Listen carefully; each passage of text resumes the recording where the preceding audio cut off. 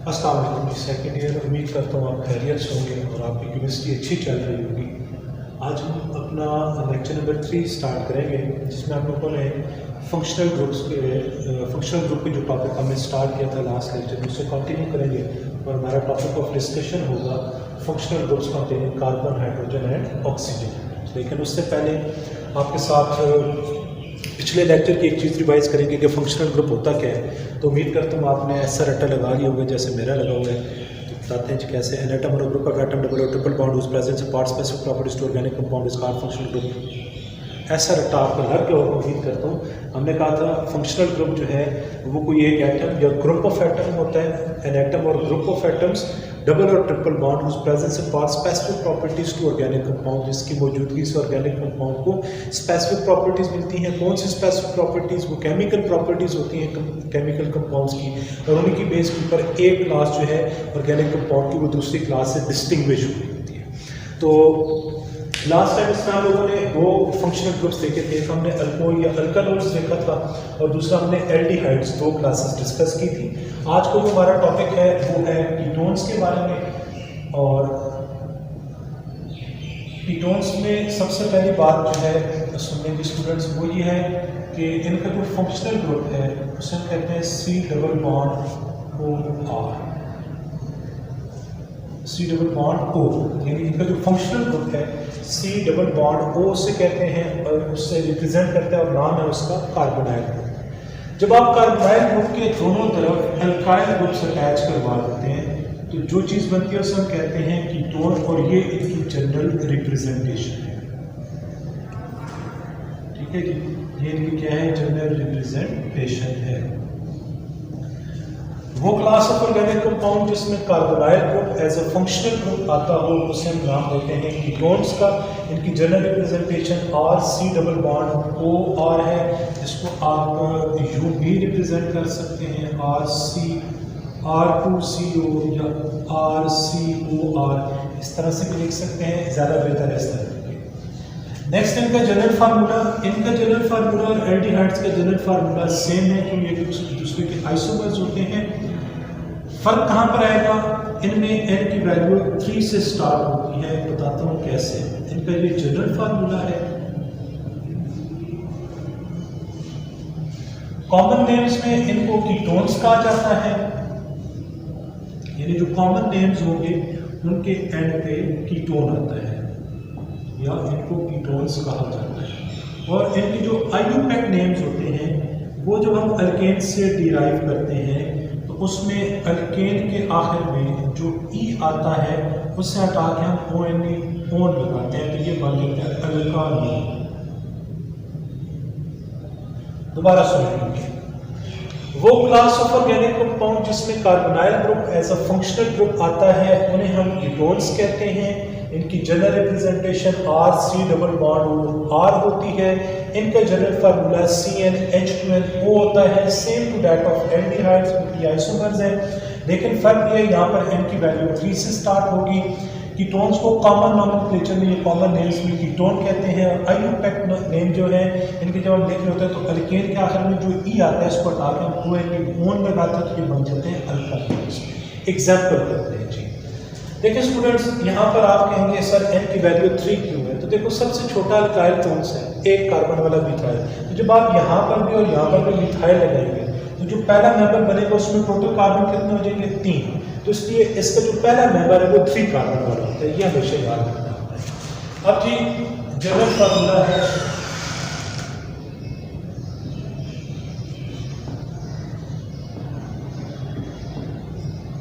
सबसे पहले आप फंक्शनल ग्रुप बनाएंगे, एक कार्बन दूसरा कार्बन,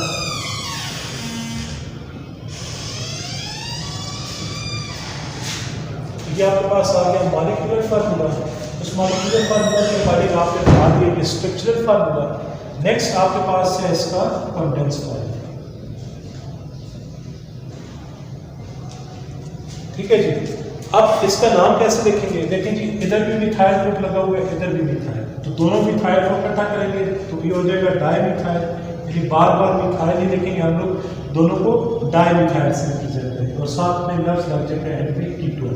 तो ये डाईमिथाइल कीटोन कॉमन नेम बन जाएगा। IUPAC नेम कैसे देखते हैं जी? IUPAC नेम हम लोग देखते हैं अल्केन से। तो 3 कार्बन है तो 3 कार्बन है अल्केन को कहते हैं प्रोपेन, आखिर से ई हटा के ONE1 लगेंगे तो ये बन जाएगा प्रोपानोल, उसका नाम है प्रोपानोल। ठीक है, नेक्स्ट हमारे पास इसकी और एग्जांपल हम देखेंगे। ये 5 बातें 6 आपको हर फंक्शनल ग्रुप के बारे में बता रहा हूँ, याद रखनी है आप लोगों ने। यहाँ पर सिर्फ आपको स्ट्रक्चर बनाने का मकसद ये है कि आपको प्रैक्टिस हो। अगर आप लोग कहते हैं डायमिथाइल कीटोन या प्रोपानोल क्या होता है तो आपको पता हो कि ये स्ट्रक्चर है, ये चीज़ उसको हम कहते हैं। नेक्स्ट हमारे पास जी, नेक्स्ट हम इसकी और एग्जाम्पल करेंगे, उसमें हम n की वैल्यू 5 पुट करते हैं।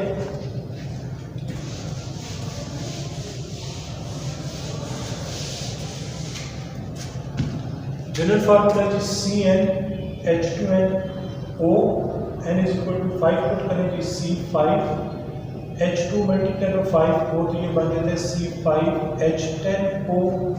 5 कार्बन ड्रॉ करते हैं, ये फंक्शनल ग्रुप आ गया। हर कार्बन की टेट्रा वैलेंसी को जस्टिफाई करें विद हाइड्रोजन एटम्स।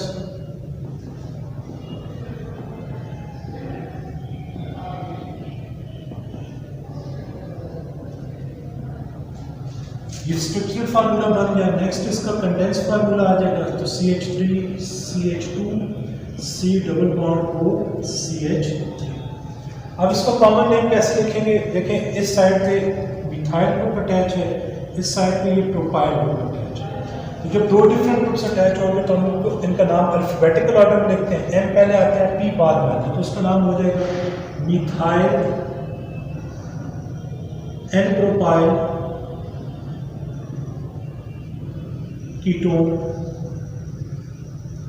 या IUPAC नॉमेनक्लेचर में कुल 5 कार्बन है, तो 5 कार्बन की वाली अल्केन होती है पेंटेन, आखिर से ई हटा के ONE1 लगाएंगे तो पेंटानोल।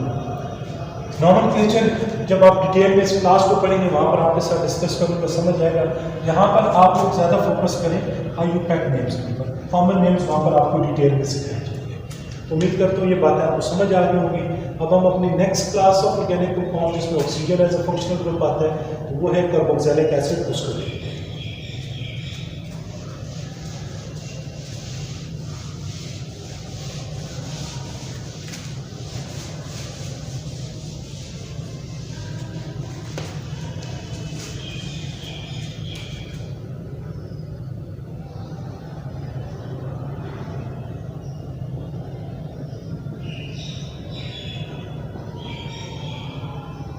अच्छा, देखिए 2 फंक्शनल ग्रुप्स हैं, एक है C डबल बॉन्ड O जिसे आप कहते हैं कार्बोनाइल ग्रुप, और दूसरा है OH यानी हाइड्रोक्सिल। जब आप इन दोनों को इकट्ठा कर देते हैं तो ये जो बनता है C डबल बॉन्ड OH, ये कहलाता है कार्बोक्साइल। ये आप लेंगे कार्बोनाइल की शुरू से हाइड्रोक्सिल के आखिर से ऑक्साइड, तो ये बन जाएगा कार्बोक्साइल। ठीक है जी। तो ऐसे कंपाउंड्स जिनमें ये carboxyl group as a functional group आता हो उन्हें हम नाम देते हैं किसका? कार्बोक्सिलिक एसिड्स का। तो इनका फंक्शनल ग्रुप क्या होगा जी? Fg से रिप्रेजेंट करेंगे कार्बोक्साइल ग्रुप। जनरल रिप्रेजेंटेशन क्या है? वो है RC डबल बॉन्ड OH या RCOOH, या इसको आप यूँ भी लिख सकते हैं जी RCOOH, और समटाइम्स इसको यूँ भी लिखा जाता है RCOUH। इन 3 तरीकों से इसको रिप्रेजेंट किया जाता है। अब जी इनका जनरल फार्मूला है,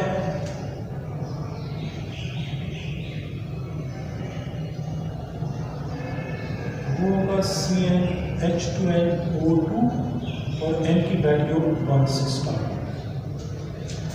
कॉमन नेम्स, स्टूडेंट इनके कॉमन नेम्स जो होते हैं these are derive from their sources, और वो आपको याद करने पड़ते हैं। जो ऑर्गेनिक कंपाउंड्स हैं इनके कॉमन नेम्स जो होते हैं डिराइव होते हैं कहाँ से? फ्रॉम देयर सोर्सेस, और वो हमें याद करने पड़ेंगे, वो मैं आपको बता दूँगा। और नेक्स्ट हमारे पास हैं इनके IUPAC नेम्स। IUPAC नेम्स इनके आप कैसे लिखते हैं, तो अल्केन के आखिर में जो ई आता है इसको हटा के आप कोई एसिड लगाते हैं, ये बन जाता है अल्कानोइक एसिड, कार्बोक्सिलिक एसिड्स या अल्कानोइक एसिड्स। दोबारा सुन ले, कार्बोनाइल ग्रुप, हाइड्रोक्सिल ग्रुप, ये दो फंक्शनल ग्रुप हमने अलग से पढ़े। ये कार्बोनाइल ग्रुप एल्डिहाइड और कीटोन्स का फंक्शनल ग्रुप है, वहाँ पे आता है ये हाइड्रोक्सिल अल्कोहल का। तो ये कार्बोनाइल और हाइड्रोक्सिल जब इकट्ठे इनको हम बना देखते हैं तो ये बन जाता है कार्बोक्साइल ग्रुप। जिन कंपाउंड्स में ये carboxyl group as a functional group आता है उन्हें हम नाम देते हैं कार्बोक्सिलिक एसिड्स या अल्कानोइक एसिड। तो जनरल रिप्रेजेंटेशन है RC डबल बॉन्ड OH या RCOOH या RCO2H।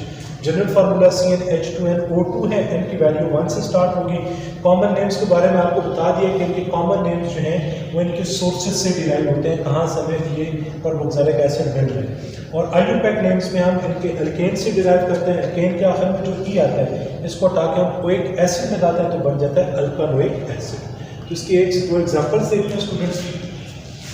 अब देखेंगे हमने CnH2nO2 में n की वैल्यू 1 होती है, तो आपके पास आ जाएगा C1H2O2। सबसे पहले कार्बन, इसके साथ डबल बॉन्ड OH, यानी जो आपका फंक्शनल ग्रुप है वो ड्रॉ करें। अब इस मॉलिक्यूलर फार्मूले में देखें, एक कार्बन तो एक कार्बन आ गया, 2 O तो ये 2 O जस्टिफाई हो गया, 2 H थे एक इधर आ गया, तो दूसरा क्या करेगा, कार्बन की टेट्रावैलेंसी को सेटिस्फाई करेगा। अब कुल एक कार्बन है यहाँ पर स्ट्रक्चर में, तो मीथेन आखिर से ई हटा के कोइक एसिड लगाएंगे तो ये बन जाएगा मेथानोइक एसिड। कॉमन नोमेनक्लेचर में इसको हम फॉर्मिक एसिड कहते हैं। और फॉर्मिक एसिड इसका नाम कैसे डिराइव हुआ है, ग्रीक में फॉर्मिका कहते हैं आंट यानी चोटी को। तो जब आपको चोटी काटती है तो वो जो आपको जलन हो रही थी वो इसलिए थी, वहाँ पर वो एक एसिड प्रोड्यूस करती है, that is called formic acid. तो यहाँ से हम लेते हैं फॉर्म और आखिर में हम लगा देते हैं एक एसिड, तो ये बन जाता है फॉर्मिक एसिड। तो ये इसके सोर्स, इसका नाम डिराइव। इसके बाद हम 4 लेते हैं जी, यहाँ पर C4H2 मल्टीप्लाई बाय 4O2, तो यहाँ जाएगा C4H8O2। सबसे पहले 4 कार्बन, अब टर्मिनल पोजीशन वाले कार्बन के साथ किसी भी साइड पे आप carboxyl group as a functional group लगा देंगे। बाकी जो है वो हाइड्रोजन के जरिए आप कार्बन्स की टेट्रावैलेंसी पूरी कर देते हैं, ठीक है, क्योंकि आपके पास स्ट्रक्चरल फार्मूला आ गया। अब आप अपनी तसल्ली करना चाहें तो कर सकते हैं, 1 2 3 4 कार्बन, 1 2 3 4 5 6 7 और 8 हाइड्रोजन और ये 2 ऑक्सीजन। इसका कंडेंस फार्मूला लिखते हैं कि CH3 CH2 CH2 C double bond OH, इस तरह लिखते हैं तब भी ठीक है। आप इसको इस तरह लिखते हैं तब भी ठीक है, जैसे आपका दिल करता है। कुल 4 कार्बन है, तो 4 कार्बन में अल्केन का नाम है ब्यूटेन, आखिर से ई हटा के कोइक एसिड लगाएंगे तो ये बन जाएगा ब्यूटानोइक एसिड। कॉमन नोमेनक्लेचर में इसको ब्यूटारिक एसिड कहते हैं। ग्रीक वर्ड ब्यूटेरियम से डिराइव होता है, इसका मतलब होता है रैंसिड बटर।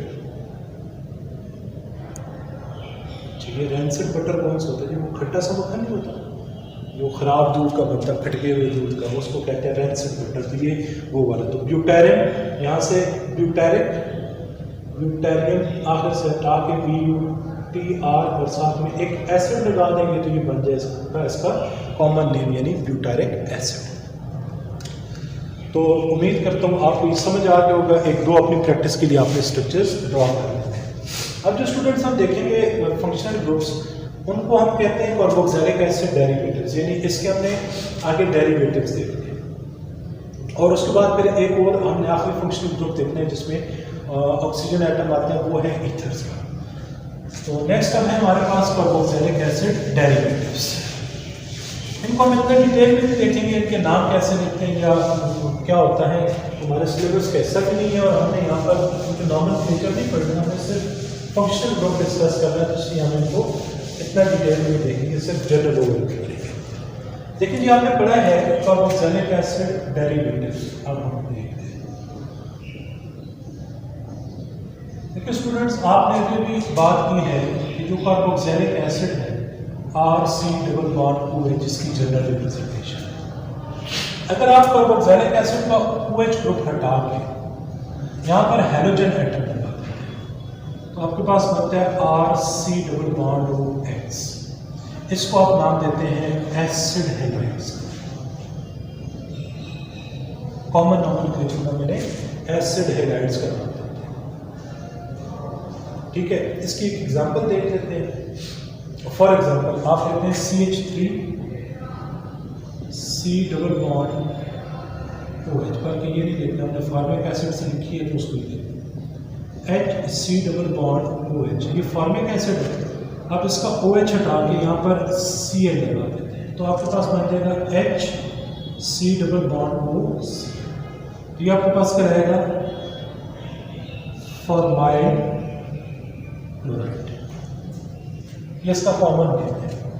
IUPAC नेम लिखना चाहते हैं तो वो ऐसे होगा कि इसका IUPAC नेम है मेथानोइक एसिड। इसके IUPAC नेम के एंड पे जो एक एसिड आता है इसको हटा के यहाँ पर आप लगाएंगे YL और साथ में जो हैलोजन है उसका नाम in the form of negative hydrogen. अगर यहाँ पर क्लोरीन है तो क्लोराइड, ब्रोमीन है तो ब्रोमाइड, आयोडीन है तो आयोडाइड। तो अब इसका नाम क्या बन जाएगा, मेथानॉइल क्लोराइड। ठीक है जी, तो ये पहला डेरिवेटिव है आपके पास जिसे हम नाम देते हैं जिसका एसिड हैलाइड्स। दूसरे जो कार्बोक्सिलिक एसिड का डेरिवेटिव है वो ये है कि अगर आप इस C⋯OH यानी कार्बोक्सिल ग्रुप में जो OH है इसको हटा के अगर आप NH2 लगा दें तो ये जो चीज बनती है C⋯ONH2। This is called acid amide या सिंपली अमाइड। इसको हम एसिड अमाइड या सिंपली अमाइड का नाम देते हैं। अब अगेन फॉर्मिक एसिड से इसका हम एग्जांपल लिखेंगे।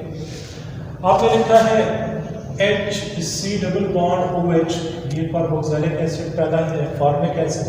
अगर आप इसका OH हटा के यहाँ पर NH2 ग्रुप लगा रहे हैं तो ये आपके पास बन जाएगा HC⋯ONH।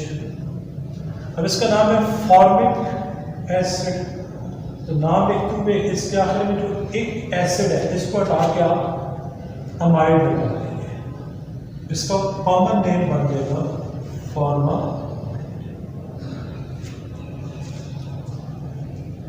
ठीक है जी, तो ये इसका नाम बन गया।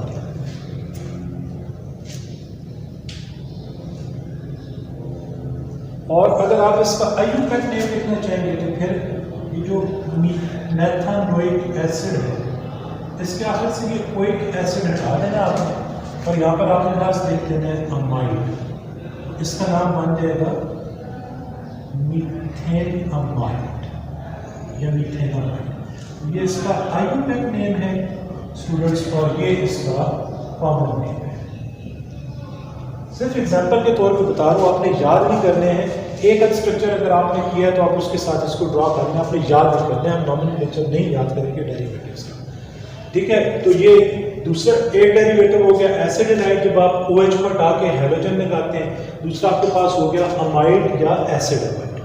थर्ड हम देखेंगे कि कार्बोक्सिलिक एसिड का डेरिवेटिव जो है वो है एस्टर। इसको ईस्टर भी पढ़ना, एस्टर है।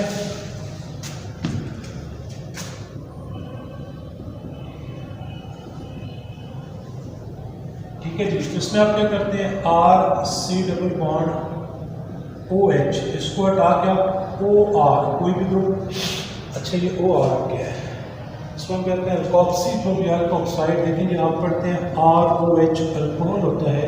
अगर आप अल्कोहल का H हटा दें, ठीक है, तो आपके पास ये जो चीज़ बनती है इसको आप इस तरह लिखें या OR लिखें। इसे हम क्या कहते हैं अल्कोक्सी। ठीक है, तो यहाँ पर आप OR जब अटैच करते हैं तो दैट इज कॉल्ड एस्टर। तो इनकी जनरल रिप्रेजेंटेशन आती है RC⋯OR। इनका नाम कैसे लिखेंगे, थोड़ा मुश्किल है लेकिन लिख लेते हैं। अब देखिए, आपने अगर लिया CH3OH और इसका H हटाएंगे तो ये बन जाएगा OCH3। ठीक है। अब जब यहाँ से आप फॉर्मिक एसिड लेते हैं HC डबल बॉन्ड OH, इसका OH हटा के आप यहाँ पर OCH3 लगा लेते हैं, तो ये जो चीज़ बनती है इसे कहते हैं HC डबल बॉन्ड OCH3। इसका कॉमन नेम होगा, सबसे पहले ये जो ग्रुप लगे इसको हम लिखेंगे, ये है मिथाइल,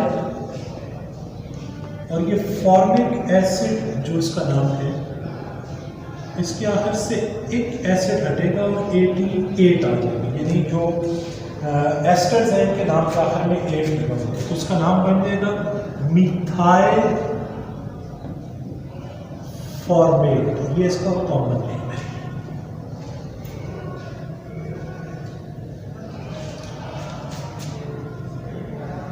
ये इसका कॉमन नेम है।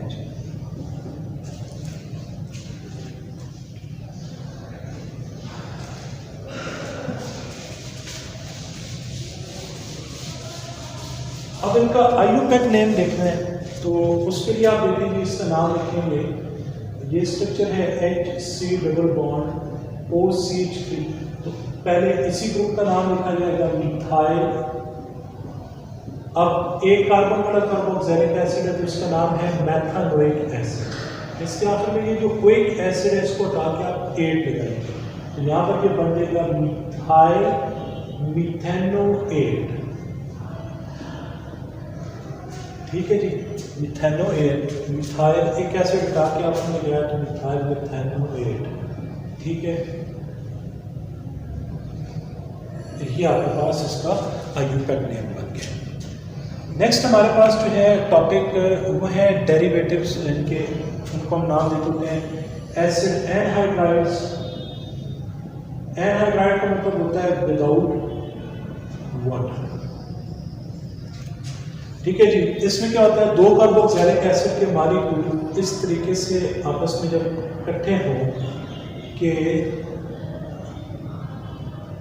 एक से OH और दूसरे का H, ये in the form of water remove हो जाए और ये दो ग्रुप्स इस तरीके से अटैच हो जाए एक दूसरे के साथ, तो दिस इज कॉल्ड एनहाइड्राइड। इसको बस इतना ही याद रखना, ये इसका फंक्शनल ग्रुप है, इसका नाम लिखने की ज़रूरत अभी नहीं है, हम इसको इतना ही देखेंगे।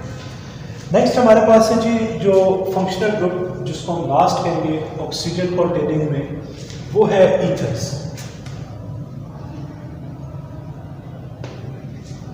चैप्टर 18 में डिटेल में आप इसे पढ़ेंगे। ईथर्स के देखें आपके पास H2O वाटर होता है, जब हम वाटर के दोनों हाइड्रोजन एटम्स को हटा के इनकी जगह अल्काइल ग्रुप लगा तो ये जो चीज़ बनती है ROR, इसे हम नाम देते हैं किसका, ईथर्स का। यानी जो फंक्शनल, ये इनकी जनरल रिप्रेजेंटेशन है, इसमें जो फंक्शनल ग्रुप होता है वो carbon oxygen carbon bond. Common nomenclature में हम इसको ईथर कहते हैं, IUPAC नॉमेनक्लेचर में हम इसे इथॉक्सी इथेन कहते हैं। एक एग्जांपल देख लेते हैं, बाकी चैप्टर 18 में हम इसको डिटेल में देखेंगे। दो मिथाइल ग्रुप लगे हुए हैं तो उसके कॉमन नाम नॉमेनक्लेचर में, ये कॉमन नेम इसका बनेगा डाईमिथाइल ईथर। अब IUPAC नेम इसका अगर हम लिखेंगे तो वो होगा मिथॉक्सी मीथेन। सर कैसे बना, चैप्टर 18 में डिस्कस करेंगे। ठीक है, तो यहाँ पर आपके functional groups containing oxygen atom जो है वो कंप्लीट है। ठीक है, तो उम्मीद करता हूँ आपको ये समझ आए होंगे। कोई क्वेश्चन, कोई क्वेरी या कोई बात समझ नहीं आती है ज़रूर कमेंट बॉक्स में पूछें, आपको उसका आंसर मिलेगा। Thank you very much.